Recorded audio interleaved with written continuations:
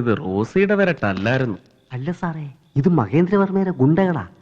ഈ വരവ് ഞാൻ പ്രതീക്ഷിച്ചതാ. എന്നാ തുടങ്ങിക്കോ.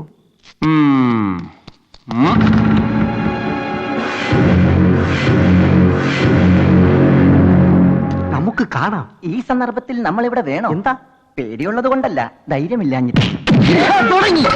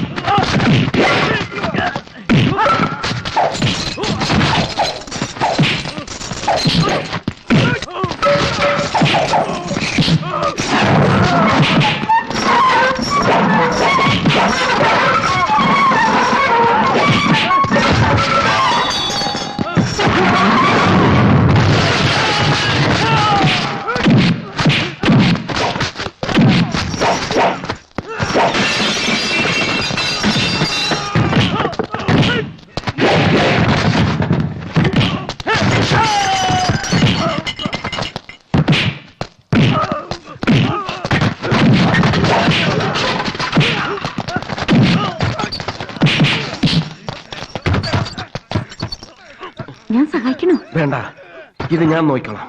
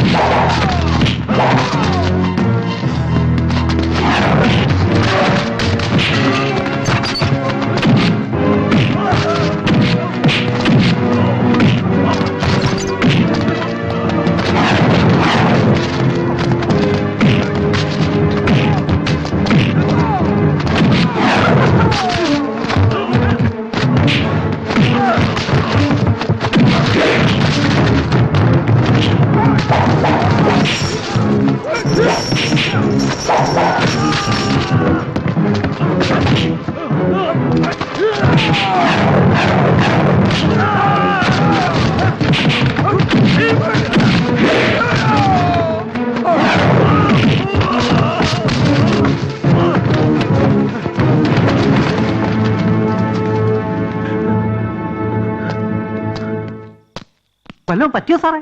ഹേയ്, സാരമില്ല. അല്ല, എവിടെ ആയിരുന്നു രണ്ടാളും? ഒന്നും മയങ്ങിപ്പോയതാ. ഓ, നമുക്കൊന്ന് സഹായിക്കാമായിരുന്നു. ഇനി ഒരു അവസരം വരട്ടെ. എന്നാ വെടിക്കെട്ട് പോലുള്ള ഇടിയാ. അവന്മാരുടെ ചങ്ക് കലങ്ങി കാണും. അപ്പോ തൂലിക പടവാളാക്കാൻ മാത്രമല്ല, പടവാളില്ലാതെ പയറ്റാനും അറിയാം ജേർണലിസ്റ്റിന്. അല്ല, ചോദിക്കാൻ മറന്നുപോയി, ആരവരൊക്കെ? തീർത്തുകേട്ട ഗുണ്ടകളല്ലേ? എന്താണോ ഉണ്ടകളെ തലയും കുറിച്ച് നിൽക്കുന്നേ? അഞ്ചാമനെവിടെ? ചത്തോ? എന്താ നാവിറങ്ങിപ്പോയോ? ഈ പരുവത്തിലാക്കാൻ അവനാരാ? ഫയൽമാനോ അതോ മിസ്റ്റർ കേരളയോ? വക്കീല് പറഞ്ഞ ആള് തന്നെയാ ബാലഗോപാലൻ. അതറിയാടോ എനിക്ക്. ആ ഈശ്വരവർമ്മ അയച്ചത് അവനെ അവകാശം സ്ഥാപിക്കാൻ. അല്ലാതെ എങ്ങാണ്ടും ഒരുത്തൻ ഇളവന്നൂർ കൊട്ടാരത്തിൽ വന്ന് അന്തി ഉറങ്ങേണ്ട കാര്യമില്ലല്ലോ.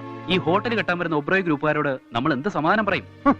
മൂക്ക് മുട്ടത്തുനിന്ന് നെഞ്ചും വിരിച്ച് നടക്കുന്നു എന്നെ പറയിപ്പിക്കാൻ. മറ്റെന്തെങ്കിലും ഒരു മാർഗം? ആരൊരു പുല്ലും ചെയ്യണ്ട. തൽക്കാലം ഈ കളി ഞാൻ കളിക്കാം. മുണ്ടും മടക്കി കുത്തി ഇറങ്ങിക്കോളാം ഞാൻ. ആ കിഴവൻ ഈശ്വരവർമ്മയുടെയും മകളുടെയും തിരുമുറ്റത്തേക്ക്.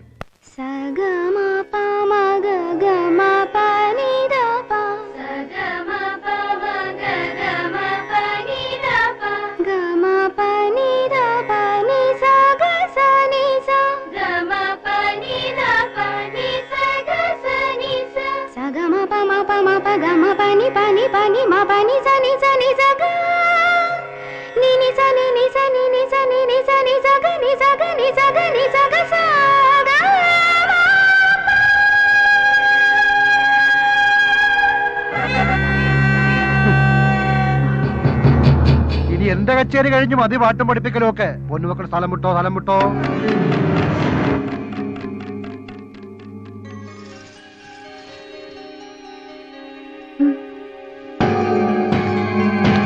എവിടാടി എന്റെ അളിയനും പെങ്ങളും ഒക്കെ? വിളിക്കവരെ, വിളിക്കുമോളെ.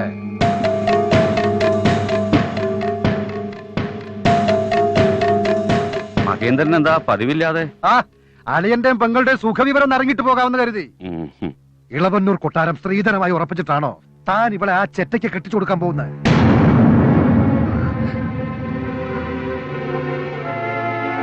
അല്ലെങ്കിൽ പിന്നെ അക്ഷരം എഴുതി ജീവിക്കുന്നവൻ ആ കൊട്ടാരത്തിൽ എന്താ കാര്യം? മഹേന്ദ്ര സൂക്ഷിച്ച് സംസാരിക്കണം. ആഹാ, എന്താ പുന്നാര പെങ്ങളുടെ ഉണ്ടായിരുന്നോ? എന്നാ കേട്ടോ, ഇളവന്നൂർ കൊട്ടാരത്തിന്റെ എല്ലാ പ്രമാണങ്ങളും ഇപ്പൊ എന്റെ പേരില. ആ രേഖകൾ മുഴുവൻ കൃത്രിമമാണെന്നോ വ്യാജമാണെന്നോ ഒക്കെ പെങ്ങള് പറഞ്ഞു നടക്കുന്നുണ്ടെന്ന് എനിക്കറിയാം. ഓഹരി ഇനത്തിൽ വല്ല നക്കാപ്പിച്ചയ്ക്കും വേണ്ടിയാണെങ്കിൽ ക്ഷമിക്കണം, കിട്ടൂല. ബോംബെ ലോബിക്ക് ഹോട്ടലിൽ തുടങ്ങാൻ ഞാൻ ആ കൊട്ടാരം വിറ്റു. ഇല്ല മഹേന്ദ്ര, ഞങ്ങൾ ജീവിച്ചിരിക്കുമ്പോ നടക്കില്ല. ഇറക്കി വിട്ടതും അധിക്ഷേപിച്ചതും ഒന്നും മറന്നിട്ടില്ല ഞങ്ങള്. സത്യം എന്നായാലും പുറത്തു വരും.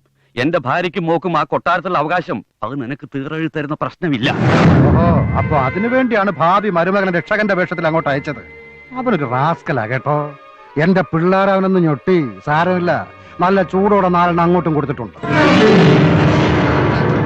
എടി പെണ്ണേ, നിന്റെ സമയം വരുന്നതേ ഉള്ളൂ. ഓർത്തോ, ആ ജീവനാന്തം വിധവയായി കണ്ണീര് കുടിച്ച് കഴിയാനാ നിന്റെ വിധി. മഹേന്ദ്ര, അതേളിയ, ഒന്ന് ഓർമ്മിപ്പിക്കാനാ ഞാൻ വന്നത്. ഇളവന്നൂർക്ക് പോയ സ്ഥിതിക്ക് അതൊരു ഉല്ലാസയാത്രയാക്കി മാറ്റി കാടും മലയും ഒക്കെ കണ്ട് തിരിച്ചു വരാൻ പറ അവനോട്. അതല്ല, ഇളവന്നൂർ കൊട്ടാരം തിരിച്ചെടുത്തേ അടങ്ങുന്നുണ്ടെങ്കിൽ പിന്നെ നോക്കിയിരിക്കില്ല മഹേന്ദ്രൻ. രാഖി രാമാന അവനെ കൊത്തി അരിഞ്ഞ് ഇളവന്നൂർ കുന്നിന്റെ മുകളിൽ നിന്ന് താഴേക്ക് വലിച്ചെറിയും. പെറുക്കിയെടുക്കാൻ അസ്ഥികൾ പോലും ബാക്കി ഉണ്ടാവില്ല. പിന്നെ വലിയ പഠിപ്പുള്ളവളല്ലേ, പറഞ്ഞു കൊടുക്കുമോളെ പച്ച മലയാളത്തിൽ.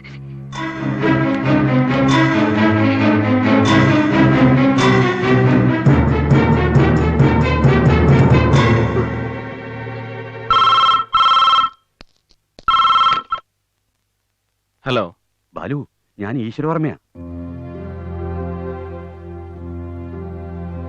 എന്താ താനൊന്നും മിണ്ടാത്തെ? മഹേന്ദ്രൻ ഇവിടെ വന്നിരുന്നു. എന്നിട്ട് താൻ ഇനി അവിടെ നിന്നാൽ ബാക്കി വെച്ചേക്കില്ലെന്ന ഭീഷണി. തനിക്ക് എന്തെങ്കിലും സംഭവിച്ചിട്ട് പിന്നെ ഞങ്ങൾക്ക് എന്തിനാണോ ആ സ്വത്തും കൊട്ടാരമൊക്കെ? താൻ ഇന്ന് തന്നെ തിരിച്ചു വരണം. വർമാജി, വന്ന കാര്യം നിറവേറ്റാതെ അത് ശരിയല്ല. എന്നാ താനിനൊന്നും പറയണ്ട. ജലപാനം ഇല്ലാതെ ഒരാൾ ഇവിടെ കരഞ്ഞു നിൽപ്പുണ്ട്, അവൾക്ക് കൊടുക്കാം. ബാലുവേട്ടൻ ഒന്നും പറയണ്ട, ഇങ്ങ് വന്നാ മതി. താൻ വെറുതെ വിഷമിക്കാതോ, ഇവിടെ ഒരു പ്രശ്നവും ഇല്ല. വേണ്ട, എന്നോടൊന്നും വിളിക്കണ്ട. അവിടെ എന്തോ കുഴപ്പമുണ്ട്. ബാലുവേട്ടന്റെ ജീവൻ അപകടത്തില. എടോ പ്ലീസ്, ഞാൻ പറയുന്നു ഒന്ന് കേക്ക്. ഇല്ല, എനിക്ക് ബാലുവേട്ടനെ കാണണം. ഇങ്ങോട്ട് വന്നില്ലെങ്കിൽ ഞങ്ങൾ അങ്ങോട്ട് വരും, ഇളവന്നൂർക്ക്. അഞ്ജലി, വേണ്ട, ഇനി ഒന്നും കേൾക്കണ്ട, ഞങ്ങൾ പുറപ്പെടുക. Hello hello